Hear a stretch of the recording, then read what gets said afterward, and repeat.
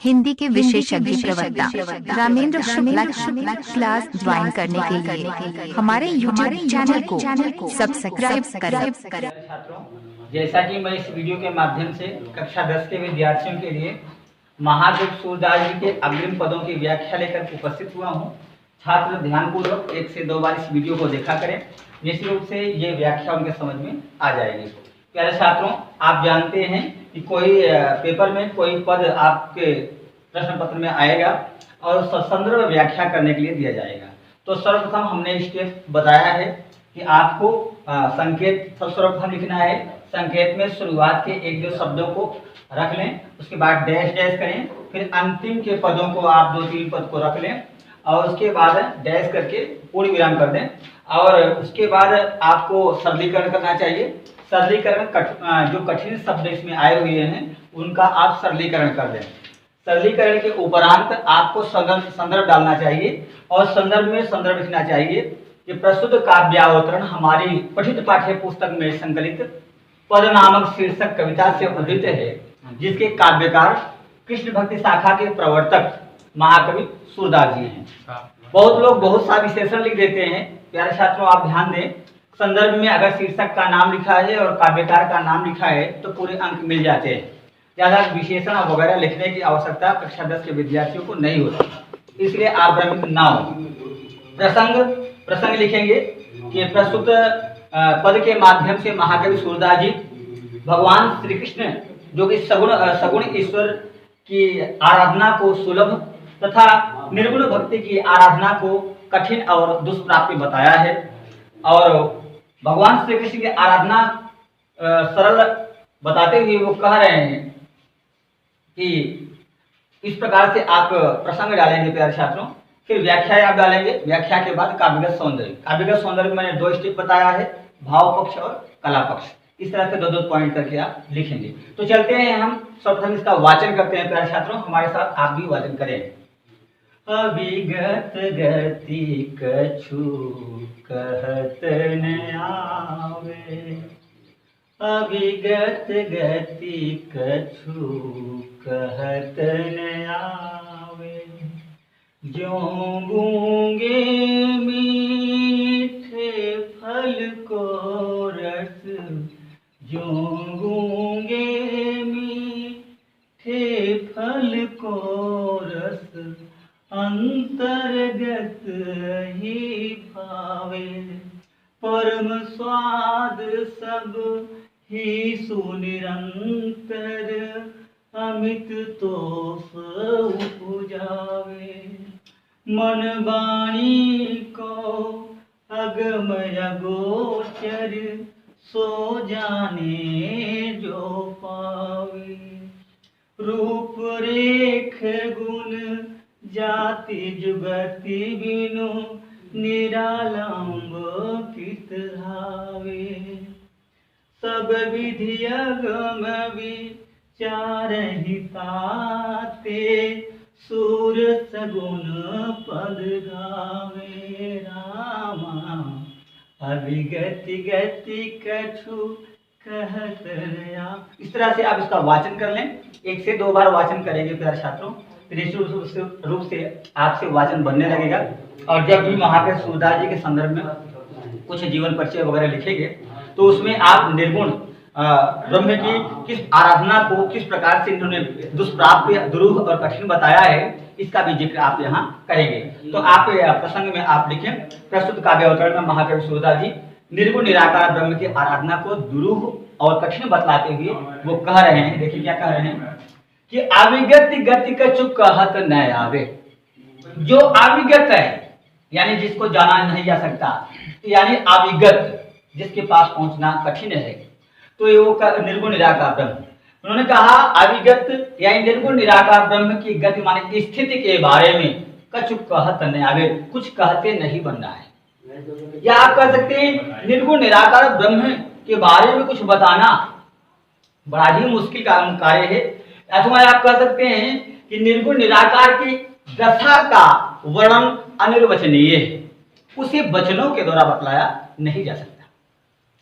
जी उसी प्रकार से नहीं बतलाया जा सकता जिस प्रकार से जो गूंगे मीठे फल को रस जिस प्रकार से एक गूंगा व्यक्ति मीठे फल को खाता है और उसका रस अंतर्गत ही भावे, उसके रस को अपने अंतर मन में ही प्राप्त कर लेता है और उसका वर्णन नहीं कर पाता। ठीक उसी प्रकार से जो निर्गुण निराकार ब्रह्म है उसको बारे में जो अनुभव करता है वह निश्चित रूप से अपने अंतरंग में उस परममय आनंद को प्राप्त कर लेता है, लेकिन वचनों के द्वारा उसकी वह बदला नहीं पाता। तो निर्गुण निराकार के ब्रह्म की स्थिति का वर्णन अनिर्वचनीय है, उसे शब्दों से बयां नहीं किया जा सकता। तो आगे बताओ उन्होंने, परम स्वाद सब ही सुनिरंतर अमित तोष उपजाए, यानी परम स्वाद सब ही सुनिरंतर, उस रस में उस ईश्वर को प्राप्त करके सभी सुनिरंतर निरंतर रूप से अमृत तोष उपजाए, अमृतमय संतोष की प्राप्ति कर लेता है।